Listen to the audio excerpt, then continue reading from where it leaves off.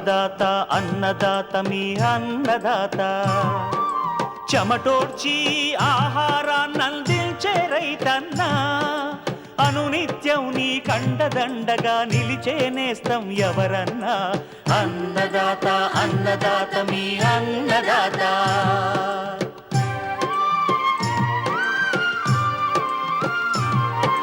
నూతన రీతుల సాగుబడికి నూరింతలు పెరిగే దిగుబడికి సూచనలిచ్చే సస్య రక్షణకు పశు పోషణకి శాస్త్ర విజ్ఞానం అందించి ముందుకు నడిపే తెలుగు రైతు భారతదేశానికి మకుటం అయ్యేలా తీర్చిదిద్దే ఆశయంతో మిమ్ము మేలు కొలిపేది అన్నదాత అన్నదాత అన్నదాత మీ అన్నదాత అన్నదాత అన్నదాత మీ అన్నదాత.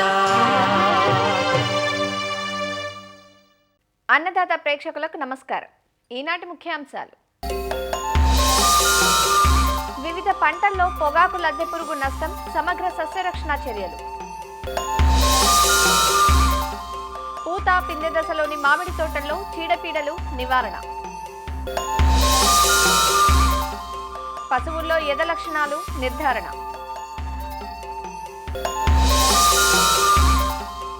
ఇంకా జై కిసాన్ వ్యవసాయ సమాచారం.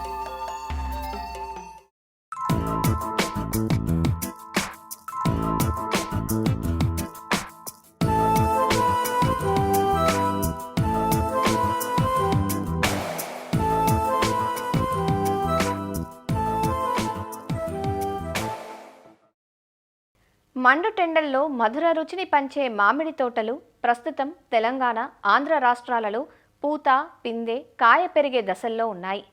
పూత, పిందె దశల్లోని తోటలు పలు రకాల చీడపీడలను ఆకర్షిస్తాయి.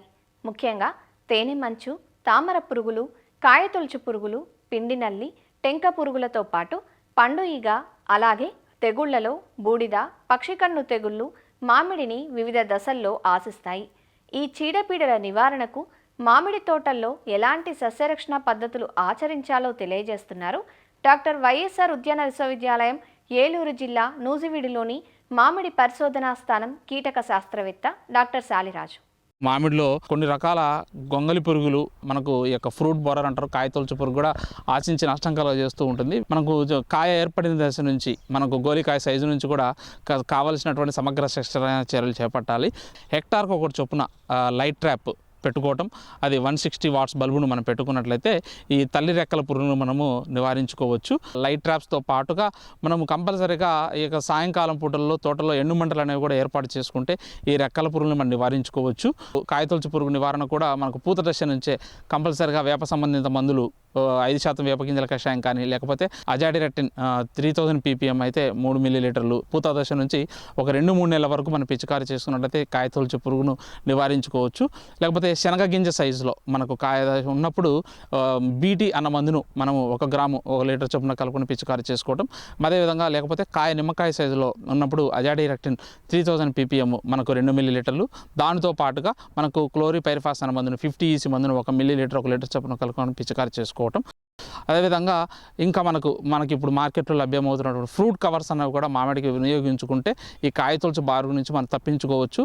దాని ద్వారా మన క్వాలిటీ ఫ్రూట్ను కూడా తీసుకోగలుగుతాము. పండుగ బారి నుంచి కూడా మనము మామిడిని మనం కాపాడుకోవాలి. పండుగ మనకు ముఖ్యంగా ఇక కాయ మెచ్యురేషన్ స్టేజ్లో మనకు ఎక్కువగా కనపడి ఆశించి నష్టం కలుగజేస్తుంటుంది. కాబట్టి వీటికి కూడా రైతులందరూ కూడా మనకు ఎకరానికి 4 నుంచి 6 చొప్పున మనకు ఇక పండుగ ట్రాప్స్ అంటారు, ఫ్రూట్ ఫ్లై ట్రాప్స్ను ఏర్పాటు చేసుకోవాలి, మిథైలిజినాల్ ట్రాప్స్ని. వీటితో పాటుగా ఫ్రూట్ కవర్స్ను కూడా మనం 80 నుంచి 100 గ్రాములు ఉన్న ఫ్రూట్ కవర్స్ వాడుకున్నప్పుడు కూడా ఇక పండుగ బారి నుంచి మనము తప్పించుకోవచ్చు. అదేవిధంగా ఇంకా మనం వేప నూనె 5 ml లేకపోతే గానుగ నూనె 5 ml 1 లీటర్ చొప్పున కలుపుకొని ఇక పండుగ బారి నుంచి మనం తప్పించుకోవచ్చు. ఇప్పుడు ప్రస్తుతం వాతావరణ పరిస్థితిని బట్టి కొన్ని రకాల తెగుళ్ళు కూడా మనం గమనించడం జరుగుతుంది. ముఖ్యంగా యాంథ్రక్నోస్ ఆకుమచ్చ తెగులు అంటారు. సో వీటి నివారణకు మనము మ్యాంగో జబ్ M45 అంటారు, అది 2.5 గ్రాములు, లేకపోతే కార్బెండజిమ్ మన మందును 1 గ్రాము 1 లీటర్ చొప్పున కలుపుకొని పిచికారీ చేసుకోవడం, లేకపోతే మ్యాంగో జబ్బు కార్బెండజిమ్ కాంబినేషన్లో ఉన్న మందు 2 గ్రాములు 1 లీటర్ చొప్పున కలుపుకొని పిచికారీ చేసుకోవటం. ప్రస్తుతం ఉన్నటువంటి ఇలాంటి అధిక మంచు ప్రభావము అంటే పగటిపూట అధిక ఉష్ణోగ్రతలు, రాత్రి చాలా లో టెంపరేచర్స్ వల్ల కూడా మనకు ఈ యొక్క పౌడరీ మెల్యూ డిసీజ్ కూడా మనకు బూడిద తెగులు అనేది కూడా రావడం గమనిస్తూ ఉన్నాము. సో వాటి నివారణకు మనకు ఎగ్జాకోనజోల్ అన్న మందును 2 మిల్లీలీటర్లు, లేకపోతే ప్రొపికోనజోల్ అన్న మందును 1 మిల్లీలీటరు, లేకపోతే డైఫెన్ కనోజోల్ అన్న మందును మనకు 2 మిల్లీలీటర్లు 1 లీటర్ చొప్పున కలుపుకొని పిచికారీ చేసుకున్నట్లయితే మనము మామిడిలో ప్రస్తుతం ఉన్నటువంటి ఈ యొక్క తెగులను కూడా సమర్థవంతంగా నివారించుకోవచ్చు.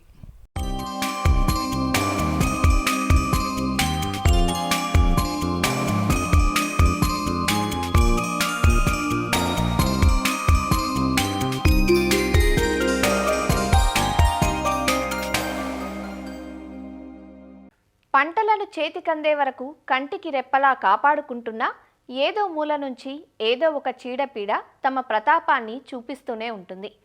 చీడల్లో పొగాకు లద్దె పురుగులు పంటలను మోళ్లుగా మార్చి తీవ్ర నష్టాన్ని చేస్తుంటాయి. వేరుశెనగ, మొక్కజొన్న, పత్తి, ఆముదం వంటి పంటలతో పాటు క్యాబేజీ, క్యాలీఫ్లవర్, అరటి, ఇతర పండ్ల తోటలు, పూల మొక్కలు ఇలా ఏ పంటకు పొగాకు లద్దె పురుగు మినహాయింపు కాదు. లద్దె పురుగులు పంటపై ఒక సైన్యంలా దాడి చేసి మట్టుబెడతాయి. కాబట్టి నివారణ తప్పనిసరి. పురుగు దశ పెరిగే కొద్దీ రసాయనాలకు లొంగకుండా పోతుంది. ఇప్పటికే మందులకు నిరోధక శక్తిని పెంచుకొని వినాశకారిగా మారిన ఈ పురుగు నివారణకు ఏ ఒక్క చర్యో పాటిస్తే సరిపోదు. సమగ్ర యాజమాన్య సస్యరక్షణ పద్ధతులను తప్పక పాటించాలి. వివరాలు తెలియజేస్తున్నారు ఆచార్య ఎన్జీ రంగా వ్యవసాయ విశ్వవిద్యాలయం, శ్రీకాకుళం జిల్లా నైరా వ్యవసాయ కళాశాల విస్తరణ విభాగం అధ్యాపకులు డాక్టర్ డి చిన్నమనాయుడు. మనం వేసినటువంటి ఈ పంటల్లో అవి ఆహారధాన్య పంటలు కానీ, లేదంటే ఉద్యాన పంటలు, అదేవిధంగా కూరగాయల పంటల్లో అన్ని పంటల్లో వచ్చేటువంటి ప్రధానమైనటువంటి ఈ పురుగు ఏంటంటే పొగాకు లద్దె పురుగు. ఈ పొగాకు లద్దె పురుగు ఏంటంటే ఎక్కువ రకాల పంటల్లో ఇది ఆశ్రయం పొందుతుంది. కాబట్టి జీవిత చక్రాన్ని కంప్లీట్ చేసుకోవడానికి కావలసిన పంటలు నిరంతరం కూడా అందుబాటులో ఉండటం వల్ల ఈ పొగాకు లద్దె పురుగు అనేది ఎక్కువ సమస్యగా మరి మారుతుంది. అన్ని పంటల్లోనూ మనం తీసుకుంటే అపరాల పంటల్లో కానీ, వేరుశెనగ పంటల్లో కానీ, అలాగే ఇటీవల కాలంలో మొక్కజొన్న పంటల్లో పొడోప్టరా ఫ్యూజిపెరడా అని చెప్పి అది మొక్కజొన్నలో ఎక్కువగా మన కత్తెర పురుగు రూపంలో ప్రధాన సమస్యగా మారిపోయింది. ఇలాగ రకరకాల పంటల్లో ఉండటం వల్ల దీన్ని తాలూకా నియంత్రణ కొంచెం కష్టమని చెప్పుకోవాలి. కాబట్టి ఈ పురుగు నివారించుకోవాలనుకుంటే మనం సమగ్ర సస్యరక్షణ చర్యలు అంటే అన్ని రకాలు సేద్య పద్ధతులు, భౌతిక పద్ధతులు, అదేవిధంగా రసాయన పద్ధతులు ఇవన్నిటిని కూడా ఒకదానికోటి అనుసంధానం చేస్తూ మనం పలు రకాలైనటువంటి పద్ధతుల్ని అవలంబించాల్సిన అవసరం ఉంటుంది. నియంత్రణలో భాగంగాను రసాయనాలకు వెళ్ళిపోవడం మంచి పద్ధతి కాదు. రైతులు ఏంటంటే ఈ పురుగు ఇలాగ ఆకు తినటము లేదా ఆకుకు ఒక రంధ్రం కనిపించేసరికే రసాయనాలను కొట్టేస్తున్నారు. దీనివల్ల ఏంటంటే పొగాకు లద్దె పురుగు మనం కొట్టినటువంటి రసాయన మందులకి అది తట్టుకునేటువంటి శక్తిని అభివృద్ధి చేసుకొని తర్వాత తరం కనుక వచ్చిందంటే మనం మరికొన్ని పురుగు మందులు అతిగా కొట్టాల్సినటువంటి అవసరం ఏర్పడుతుంది. దీనివల్ల రసాయనాలు ఎక్కువగా వినియోగం చేయడం, రసాయనాల మీద ఖర్చు పెరిగిపోవడం, అదేవిధంగా పంట మీద నష్టం కూడా పెరిగిపోవడం మనం గమనిస్తున్నాం. కాబట్టి దీనికి ప్రధానమైనటువంటి సమగ్ర సస్యరక్షణలో భాగంగా ఏంటంటే మన వేసవిలో వీలైతే కనుక లోతు దుక్కులు ఒకసారి చేస్తే ఈ లోపల భూమిలో ఉన్నటువంటి ఈ కోసిస్ దశలు కానీ, పంట తీసిన వ్యర్థాల్లో ఉండే కాండాల్లో కూడా ఈ కోసిస్ దశలు ఏవైతే ఉంటాయో అవి నాశనం చేయాలంటే వేసవిలో కూడా లోతు దుక్కులు అనేవి మనం తప్పనిసరిగా చేసుకోవాల్సిన అవసరం ఉంటుంది. వేప నూనె అయితే కనుక 5 మిల్లీలీటర్లు 1 లీటర్ నీటి కలిపి పిచికారీ చేయడం. వేప కషాయం కానీ నూనె గుడ్ల మీద పనిచేస్తుంది, గొంగలి పురుగు మీద పనిచేస్తుంది, కోసెస్ దశ మీద కూడా పనిచేస్తుంది. ఈ వేప మందు పిచికారీ చేస్తే ఆ వాసనకి తల్లి పురుగులు కూడా ఆ పొలానికి రాకుండా ఉంటాయి, గుడ్లు పెట్టకుండా ఉంటాయి. అదేవిధంగా ఫిరమోన్ ట్రాప్స్ని పంట వేసిన తర్వాత ఒక 15-20 రోజుల నుంచి కూడా పంట నుంచి ఒక అడుగు ఎత్తులో వీటిని ఏర్పాటు చేసుకోవడం, పంట పెరుగుతున్న కొద్దీ ఆ ఫిరమోన్ ట్రాప్ పెట్టేటువంటి ఎత్తును పెంచుకుంటూ రావాలి. అంటే కర్ర తాలూకా పొడవుని పెంచుకుంటూ వచ్చి మనం ఫిరమోన్ ట్రాప్స్ పెట్టుకుంటే అందులో రెక్కల పురుగులు పడిపోతాయి. అవి కూడా మగ రెక్కల పురుగులు పడతాయి. మనకు ఒక రాత్రికి 4 లేదా 8 రెక్కల పురుగులు పడ్డాయంటే ఉధృతిని కూడా అంచనా వేయడానికి కూడా మనకి ఈ ఫిరమోన్ ట్రాప్స్ అనేవి ఒక ఆలోచన ఇస్తాయి. ఇవి ఒక నిఘాకి పనికి వస్తాయి. పురుగు ఉందా లేదని తెలుసుకుంటాం. ఎక్కువగా ఉంటే అప్పుడు మందుల పిచికారీ మీద దృష్టి పెట్టడానికి మనం ప్రయత్నం చేయొచ్చు. పంట కన్నా ఒక అరడుగు ఎత్తులో ఈ పంగల కర్రలు పెట్టేసి ఉంటే దాని మీద పక్షులు వచ్చి వాళ్తుంటాయి. పక్షులు ఆ గొంగల పురుగులు ఏరి తినేయడానికి అవకాశం ఉంటుంది. తద్వారా కూడా మనం కొంతవరకు పురుగు తాలూకా ఉధృతిని తగ్గించుకోవడానికి ఆస్కారం ఉంటుంది. సమగ్ర యాజమాన్య పద్ధతులు, సేద్య పద్ధతులు ఇవన్నీ చేసినప్పటికీ కూడా ఈ పురుగు ఉధృతి ఎక్కువ ఉంటే అప్పుడు రసాయనాల మీద దృష్టి పెట్టాల్సిన అవసరం ఉంది. ఆకు జల్లెడ్లా మారిపోతుంది, మనం కొట్టినటువంటి వేప మందు కూడా పని చేయలేనప్పుడు, అంటే 3వ దశ 4వ దశ గొంగల పురుగులు అంటాం. కొంచెం పెద్దగా గొంగల పురుగులు ఉంటాయి. జేగురు రంగుకి గొంగల పురుగు మారిపోయి దాని మీద చారలు కూడా మనకి కనిపిస్తాయి. ఆకును ఎక్కువగా తినేసి పంటకు నష్టం కలుగజేస్తుంది. కాబట్టి అప్పుడు నవాల్యూరాన్ అనేటువంటి మందు అయితే కనుక 1 మిల్లీలీటరు 1 లీటర్ నీటికి చెప్పును కలిపి పిచికారీ చేయటం కానీ, లేదా కొరైజిన్ అంటాం, క్లోరెంట్రా నిలిప్రోలిన్ అయితే కనుక 0.3 మిల్లీలీటర్లు 1 లీటర్ నీటికి చెప్పును కలిపి పిచికారీ చేయడం కానీ, లేదా ఎమామిక్టిన్ బెంజియేట్ అంటాం, అదైతే కనుక 0.5 గ్రాములు 1 లీటర్ నీటికి కలిపి పిచికారీ చేసుకోవచ్చు. లేదు ఇంకా ఉధృతి ఎక్కువగా కనిపిస్తుందన్నప్పుడు స్పైనోసాడ్ అనేది 0.3 మిల్లీలీటర్లు 1 లీటర్ నీటికి చెప్పున కలిపి కూడా మనం పిచికారీ చేసుకుంటే మనకి ఈ పొగాకు లద్దె పురుగు ఉధృతి అనేది చాలా వరకు తగ్గిపోతుంది. కొట్టేటప్పుడు కూడా మందు మార్చి మందు పిచికారీ చేయాల్సినటువంటి అవసరం ఉంటుంది. ఒక్కోసారి 4, 5, 6 దశలు ఒక్కోసారి రసాయనాలు కూడా లొంగవు. అలాంటప్పుడు ఈ విషపేర తయారు చేయడానికి ప్రయత్నం చేయాలి. తవుడు ఒక 5 నుంచి 10 కిలోలు, దానికి ఈ మోనోక్రోటోఫాస్ కానీ లేదంటే క్లోరిఫైర్ఫాస్ ఒక 1/2 లీటరు తవుడు బెల్లాన్ని ముందుగా కలిపేసి తదుపరి ఈ రసాయన మందుని కలిపి మనం కానీ ఉంటే అది ఫెర్మెంట్ అవుతుంది. మీకు బెల్లం కానీ తవుడు కలిపిన తర్వాత ఫెర్మెంట్ అయితే ఒక రకమైన పులిసిన వాసన వస్తుంది. అలాంటప్పుడు ఈ కలిసిన మిశ్రమాన్ని చిన్న చిన్న ఉండలుగా చేసి మనం సాయంత్రం పూట కనుక పొలంలో అక్కడక్కడ పడేస్తే ఈ పులిసిన వాసనకి అట్రాక్ట్ అయ్యి ఈ పొగాకు లద్దె పురుగు, గొంగల పురుగులు మనం వేసిన విషపు ఎర తిని 1 రోజు 2 రోజుల్లోనే అవి చనిపోవడం అనేది జరుగుతుంది.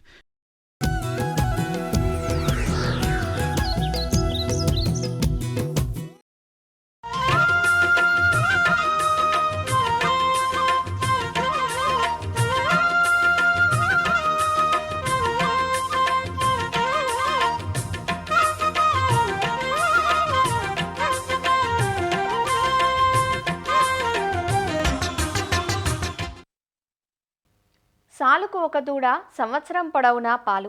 పాడి పరిశ్రమ 10 కాలాల పాటు కొనసాగాలంటే పశుపోషకులు గుర్తుంచుకోవాల్సిన ప్రథమ అంశం ఇది. సాధారణంగా పశువు 1.5-2 ఏళ్ల వయసుకు ఎదకొచ్చి సకాలంలో చూడి కట్టాలి. తర్వాత ప్రతి సంవత్సరం ఈనాలి. ఒక 10 సంవత్సరాల కాలంలో 7 నుంచి 8 దూడలనివ్వాలి. అలా ఇవ్వలేదంటే మందవృద్ధి మందగించినట్లే, విలువైన కాలం వృధా అవుతుంది. ఇది రైతులను నష్టాల్లోకి నెట్టివేస్తుంది. అలా జరగకుండా ఉండాలన్నా, పాడి పరిశ్రమ 3 ఆవులు 6 దూడలతో కలకలలాడాలన్నా పశువుల్లో ఎద లక్షణాలను సకాలంలో గుర్తించడంతో పాటు కృత్రిమ గర్భధారణ చేయించాల్సి ఉంటుంది. వివరాలు నెల్లూరు జిల్లా పశుసంవర్ధక శాఖ డిప్యూటీ డైరెక్టర్ డాక్టర్ సోమయ్య నుంచి తెలుసుకుందాం. పశువుల యొక్క ఎద లక్షణాలని రైతులు సక్రమంగా గుర్తించడము చాలా అవసరము. అలా గుర్తించిన పక్షంలో రైతు ఒక ఎద పశువు కానీ మిస్ అయితే 10,000 రూపాయల నష్టం జరిగే అవకాశం ఉంటుంది. కావున ఎద లక్షణాలు తెలుసుకుని రైతులు సక్రమంగా ఎద లక్షణాలు గుర్తించిన తరువాత పశువుకి మేలైన జాతి పశువుల యొక్క కృత్రిమ గర్భధారణ చేయించడం ద్వారా లాభదాయకం పొందడానికి అవకాశం ఉంటుంది. పశువు ఈనిన తర్వాత 45 రోజుల నుంచి ఎద లక్షణాలు కనిపించే అవకాశం ఉంటుంది. 45 రోజుల నుంచి 90 రోజుల మధ్య పశువు ఎద లక్షణాలను కానీ గుర్తించి ఆ కృత్రిమ గర్భధారణ చేయిస్తే ప్రతి సంవత్సరము ఒక ఏడాదికి ఒక దూడ కలిగేదానికి రైతుకి అవకాశం ఉంటుంది. ఏడాదికి ఒక దూడ పొందితే ఎక్కువ పాడి పరిశ్రమ లాభదాయకంగా ఉంటుంది. పశువులు యొక్క ఎద లక్షణాల్లో పశువులు తీగేస్తాయి. గేదె జాతుల్లోనైతే మోగ ఎద ఉంటుంది. ఒక పశువు మీద ఇంకొక పశువు ఎక్కుతుంది. ఇలా ఉన్న లక్షణాలని గుర్తించినప్పుడు ఉదయం పశువు ఎద లక్షణాలు చూపిస్తే సాయంత్రం పూట ఆ యొక్క కృత్రిమ గర్భధారణ చేయించాలి. సాయంత్రం పూట ఎద లక్షణాలు చూపిస్తే ఉదయం పూట మరలా కృత్రిమ గర్భధారణ చేయించాలి. ఇలా చేయించడం ద్వారా కట్టు నిలిచే అవకాశం ఎక్కువ ఉంటుంది. అలా కట్టు నిలిస్తే సూలి పశువు అవుతుంది. సూలి పశువుని కూడా మనము బాగా పోషణ చేసుకోవాల్సిన అవకాశం ఉంది. ఎద లక్షణాలు ప్రస్ఫుటంగా కనిపించినప్పుడు రైతులు దగ్గరలో ఉన్న పశు వైద్యాధికారిని సంప్రదించి వాటికి ఉన్న లోపాలని లేకపోతే గర్భసంచిలో ఉండే సమస్యను తెలుసుకుని సరైన వైద్యం చేయించటము, లేదు పశుపోషణలో ఏదైనా లోపం ఉంటే కావలసిన మినరల్ మిక్చర్ అందించటము, ఫాస్ఫరస్ కానీ ఐరన్ కానీ ఇలాంటి లోపాలని గుర్తించడము. ఇప్పుడు మా ప్రభుత్వం ఏర్పాటు చేసుకున్న CADDLలో ఈ యొక్క ధాతు లోపాలను కూడా పరీక్షిస్తున్నారు. ఏ ధాతు లోపం వల్ల ఉంటే ఆ ధాతువుకు సంబంధించిన మినరల్ మిక్చర్ని అందించడం కూడా మనం చేయవచ్చు. ఇలా చేయటం ద్వారా పశువు యొక్క ఎద లక్షణాలను బాగా స్పష్టంగా గుర్తించేదానికి అవకాశం ఉంటుంది. తదుపరి కావలసిన పచ్చిగడ్డిని కూడా వాటికి సమయానికి అందించటము, మిశ్రమ దానాన్ని అందించటము, ఇలా చేయటం ద్వారా రైతులు పశువు యొక్క ప్రస్ఫుటమైన ఎద లక్షణాలు తెలుసుకుని వాటిని కృత్రిమ గర్భధారణ సమయానికి చేయించటము, పశువు యొక్క చూలు నిలిచి ప్రతి ఏడాది తనకు లేగదోడలు కలిగించేదానికి అవకాశం ఉంటుంది. అన్ని పశు వైద్య కేంద్రాల్లోనూ కూడా ముర్రా జాతి, తర్వాత ఒంగోలు జాతి, ఈ దేశవాళీ పశువుల షాహివాలు, గిర్రి, ఈ సంబంధించిన ఘనీకృత వీర్యాన్ని కూడా మేము అందుబాటులో ఉంచుతున్నాము.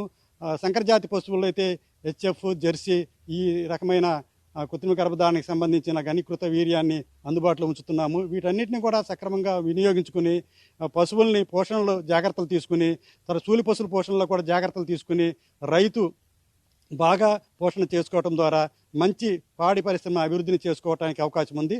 చూలి పశువుల పోషణలో కూడా చూలి పశువు బాగా పాలు ఇవ్వాలన్న, తర్వాత పాడి పరిశ్రమగా మారి పాలు ఇవ్వాలన్నా, మంచి దూడని కలగాలన్నా పాడి పశువుకి మాత్రమే కాకుండా చూలి పశువుగా ఉన్నప్పుడు కూడా మంచి పోషణ ఇవ్వాలి.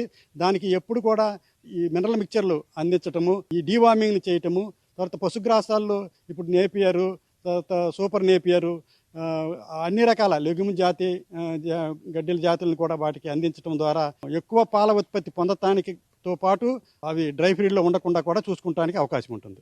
రైతులకి అందరికీ మనవి చేయనిది ఏమనగా, మేము రైతులందరి కోసము భారతదేశంలో నేషనల్ ఆర్టిఫిషియల్ ఇన్సెమినేషన్ ప్రోగ్రాం, జాతీయ కృత్రిమ గర్భధారణ కార్యక్రమంలో భాగంగా రైతులందరికీ కూడా పశువైద్య కేంద్రాలలో ఉచితంగా కృత్రిమ గర్భధారణ ఇంజెక్షన్లని అందించడం జరుగుతుంది.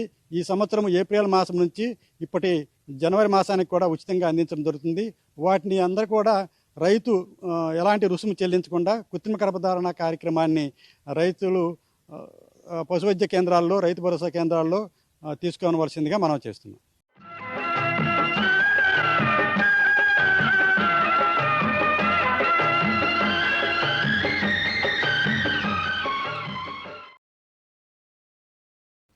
అన్నదాత టోల్ ఫ్రీ నెంబర్ ద్వారా పంటల సాగులో రైతులు లేవనెత్తే సందేహాలకు దృశ్య రూపం మీకోసం. కొత్తిమీర సాగు విధానం తెలియచేయండి అంటూ అడుగుతున్నారు మంచిర్యాల జిల్లా చెన్నూరు నుంచి రవికుమార్. మన రాష్ట్రంలో పండించే సుగంధ ద్రవ్య పంటల్లో కొత్తిమీర ముఖ్యమైనది. ఈ మన రాష్ట్రంలో రైతులు ఇది ఆకు మరియు విత్తనోత్పత్తి కోసం సాగు చేయడం జరుగుతుంది. ఇక వాతావరణం విషయం చూసినట్లయితే పొడి వాతావరణము అంటే 20 నుంచి 30 డిగ్రీల సెంటీగ్రేడ్ ఉన్న ఉష్ణోగ్రత ఉన్న వాతావరణంలో సాగు చేసుకోవడానికి అనువైన పంట. ఇంకా నేలల విషయం చూసినట్లయితే దాదాపు అన్ని నేలల్లో ఈ కొత్తిమీరని సాగు చేయవచ్చు. అలాగే ఉదజని సూచిక 6 నుంచి 8 ఉన్న నేలలు అనుకూలంగా ఉంటాయి. రకాలు చూసినట్లయితే స్వాతి, సింధు, శ్వేత, సుగుణ, సుస్థిర, అలాగే సురచి, సాధన, ఏపీహెచ్, ధనియా వంటి రకాలు ఉన్నాయి. మనము ఆకు కోసం సాగు చేసుకున్నాలనుకుంటే మనము 30 నుంచి 40 రోజులకి మనకి కోతకు వస్తుంది. అదే విత్తనోత్పత్తి కోసం అయితే స్వల్పకాలిక రకాలు 70 నుంచి 80 రోజులకి, అదే మధ్యకాలిక రకాలు 90 నుంచి 100 రోజులకి మనకు కోతకు వస్తాయి. ఇంకా మనము ఎన్ఆర్సి సీడ్ స్పైసెస్ అజ్మీర్ నుంచి విడుదల చేసిన రకాలలో మనకి అజ్మీర్ కొత్తిమీర 1, అజ్మీర్ కొత్తిమీర 2, అలాగే AGCR1 అనే రకాలు ఉన్నాయి. ఇవి కూడా మన ప్రాంతానికి అనువైన రకాలు. అలాగే IIHR బెంగళూరు నుంచి విడుదల చేసిన రకాలలో అర్కా ఈషా అనే రకం ఒకటి ఉంది. ఈ అర్కా ఈషా అనే రకము మల్టీకట్ టైప్, అంటే మనము కత్తిరింపులు తీసుకోవచ్చు. మొత్తం మొక్క అంతా అప్రూట్ చేయకుండా కత్తిరింపులు తీసుకుంటే అది మళ్ళీ మనము రిజువనేట్ అవుతుంది. మనము ఆకు కోసం విత్తుకోవాలనుకున్నప్పుడు ఎకరానికి 20 నుంచి 25 కేజీల విత్తనం అనేది పడుతుంది. ఇక విత్తుకునే ముందు విత్తనాన్ని అలిచి 2 బద్దల కింద చేసిన తర్వాత మనము విత్తాల్సి ఉంటుంది. ఇక ఈ మొలకలు అనేవి మనకి 10 నుంచి 15 రోజులు సమయం అనేది పడుతుంది మొలకెత్తడానికి. ఈ ఎరువుల యాజమాన్యంలో భాగంగా మనం ఆఖరి దుక్కులో 10 కిలోల పశువుల ఎరువుతో పాటు 20 కిలోల నత్రజని, 16 కిలోల భాస్వరము, అలాగే 16 కిలోలు పొటాషియం ఇచ్చే ఎరువులని మనము ఆఖరి దుక్కులో వేయాలి. అలాగే పైపాటుగా 6 కిలోల నత్రజని, పైపాటుగా 30 రోజుల తర్వాత పంటకి అందించాల్సి ఉంటుంది. నీటి యాజమాన్యంలో భాగంగా నీటి తడులు అనేవి మనం కాలాన్ని బట్టి అలాగే నేలలో ఉన్న తేమను బట్టి మనం అందించాల్సి ఉంటుంది. కాబట్టి కీలక దశల్లో మనము అంటే విత్తనాలు మొలకెత్తే సమయము, పూత అప్పుడు అలాగే గింజ కట్టినప్పుడు కూడా నీటి ఎద్దడి అనేది లేకుండా చూసుకోవాలి. ఇది ఆకుకూర పంట కాబట్టి స్ప్రింక్లర్ డ్రిప్ సదుపాయం ఉన్న రైతులు వీటి కింద కూడా మనము కొత్తిమీరని సాగు చేసుకోవచ్చు. అంతర్కృషిలో భాగంగా కలుపు నివారణ, ప్రీ ఎమర్జెంట్ హెర్బిసైడ్ పెండిమిథాలిన్ అనే మందు, బరువు నెలల్లో అయితే 200 లీటర్ నీటిలో 1 లీటర్ పెండిమిథాలిన్ అనే మందు, అదే తేలికపాటి నెలల్లో 1.3 లీటర్లు 200 లీటర్ల నీటిలో కలిపి పిచికారీ చేసుకోవాలి. తరువాత 30 రోజుల తరువాత కూలీల పెట్టు కానీ లేకపోతే గొర్రె సహాయంతో కానీ మనము కలుపు తీసుకోవాల్సి ఉంటుంది. అలాగే అంతర్ పంటగా వివిధ రకాల కూరగాయ పంటల్లో అలాగే పళ్ళ తోటల్లో చెట్ల కింద కూడా ఈ కొత్తిమీరని సాగు చేసుకోవచ్చు. దీనివల్ల రైతుకి అదనపు ఆదాయం కూడా లభిస్తుంది. దిగుబడి చూసినట్లయితే ఈ పంట ఆకు కోసం అయితే 30 నుంచి 40 రోజులకి కోతకు వస్తుంది. అదే విత్తనోత్పత్తికి అయితే ఈ పంట 80 నుంచి 100 రోజులు అంటే స్వల్పకాలిక మధ్యకాలిక రకాలు బట్టి మనము దిగుబడి పొందవచ్చు. ఇవి ఆకు కోసం అయితే 30 నుంచి 40 రోజుల్లో మనము పుల్లింగ్ టైప్ అయితే నేరుగా అవి తీసివేయచ్చు, లేదా multi cut type Arka Isha లాంటి రకాలలో అయితే మనము 3 నుంచి 4 సార్లు మనము కట్ చేసుకొని దిగుబడిని అనేది తీసుకోవచ్చు. విత్తనోత్పత్తి కోసం అయితే గింజలు అనేవి ముదురు స్ట్రా కలర్ అంటే 60% మొక్కలు గోధుమ వర్ణంలోకి ఈ విత్తనాలు మారిన తర్వాత మనము ఈ మొక్కలను అనేది కట్ చేసుకుని కళ్ళెంలో ఆరబెట్టుకుని 2 నుంచి 3 రోజుల తర్వాత శుభ్రపరచుకొని పాలిథిన్ సంచుల్లో 8% మాయిశ్చర్ తేమ శాతం ఉన్నంత వరకు మనము భద్రపరచుకోవాల్సి ఉంటుంది.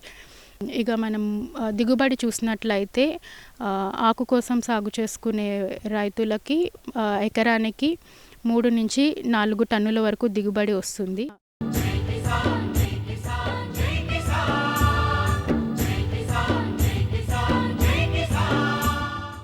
వ్యవసాయ సమాచారం ఇప్పుడు జై కిసాన్లో చూద్దాం. కర్నూలు జిల్లా ఎమ్మిగనూరు వ్యవసాయ మార్కెట్లో వేరుశెనగ ధరలు రికార్డు స్థాయిలో పలుకుతున్నాయి. గత 2 రోజులుగా క్వింటా గరిష్ట ధర 10,000 రూపాయలు పలకగా తాజాగా 13,000 పలకడంతో రైతుల ఆనందానికి అవధుల్లేవు. మధ్యస్థ ధర 8,136 రూపాయలు, కనిష్ట ధర 5,170 రూపాయలు పలుకుతోంది. 70 సంవత్సరాల మార్కెట్ చరిత్రలో వేరుశెనగకు అత్యధిక ధర పలికిందంటూ అన్నదాతలు సంతోషం వ్యక్తం చేస్తున్నారు. జిల్లాలో ఈసారి పంట సాగు విస్తీర్ణం తగ్గడం, దిగుబడులు పరిమితం కావడం సైతం ధరల పెరుగుదలకు ఒక కారణమంటూ వ్యాపారులు చెబుతున్నారు. ఎకరన్నర వేసిన 40 మూటలైనాయి. 30,000 పెట్టుబడి పెట్టింటాను ఎకరన్నరకి. రేటు 10,900 మంచి రేటు. రేట్ అయితే బాగా కలిసి వచ్చింది. ఈ ధర ఎప్పుడు పోలేదురా. బుడలేసామే ఎకర్ర బుడలేసింటే 25 డోర్లు అయిందే. రేటు 10,850. బంగారాలు వచ్చిన రేటు కానీ ఏమన్నారు. మా తరంలో మా తాతలు కూడా అమ్మలే ఇట్లా. నాకు 50 నుండి బుడలేస్తాను. ఇప్పుడు చూడలే, మా భూమి పుట్టిన కాడ నుండి చూడలే. రేటు ఇట్లా ఉన్నాగా జబర్దస్త్ ఉంది. నాయన ఊకేంటి కాకపోతే చెప్పాలా. 3 ఎకరాలు వేరుశనగ వేసింటి 60 బస్తాలు అయినాయి. ఎప్పుడు 6,000 5,000 అమ్ముతుంది. ఈసారి టాప్ రేటు 10,700 అమ్మినాం. Full happy. నేను 8,000 పోతే 9,000 పోతే చాలు అనుకున్నాను. 10,700 అంటే టాప్ రేటు. ఫుల్ సంతోషం. గిట్టుబాటు అవుతుంది. చాలు ఎకరాకి 10 క్వింటాలు అవుతాయి. ఇప్పుడు 3 ఎకరాలు 30 క్వింటాలు అవుతాయి. చాలు ఫుల్ హ్యాపీ. పెట్టుబడి ఎకరాకి విత్తనాల ఖర్చులు చేస్తే ఎకరాకి ఒక 15,000. విత్తనాలతో మొత్తం కలిపి 3 ఎకరాలకు 1,80,90 నుండి 1,00,000 దాకా ఉంటుంది. ఇప్పుడు ఇంకా 30 క్వింటాలు అయితే 3 లక్షలు వచ్చేస్తాయి. 28 క్వింటాలు కష్టంగా అవుతాయి. ఎకరాకి 10 క్వింటాలు పడతాయి. ఈసారి ఫుల్ హ్యాపీ. పోయిన సంవత్సరం 5,000 6,000 అమ్మినాం. ఎప్పుడు అమ్మలేదు రేటు. మరిన్ని విభిన్న అంశాలతో రేపటి అన్నదాతలో మళ్ళీ కలుసుకుందాం. నమస్కారం. అన్నదాతలు తమ సందేహాలు సమస్యలను 1800-425-4085 టోల్ ఫ్రీ నెంబర్లో ఉదయం 10 గంటల నుంచి 11 గంటల మధ్య పని దినాలలో సంప్రదించగలరు. ఈ కార్యక్రమాన్ని యూట్యూబ్లో www.youtube.com/annadaata ETV లింక్ ద్వారా వీక్షించవచ్చు.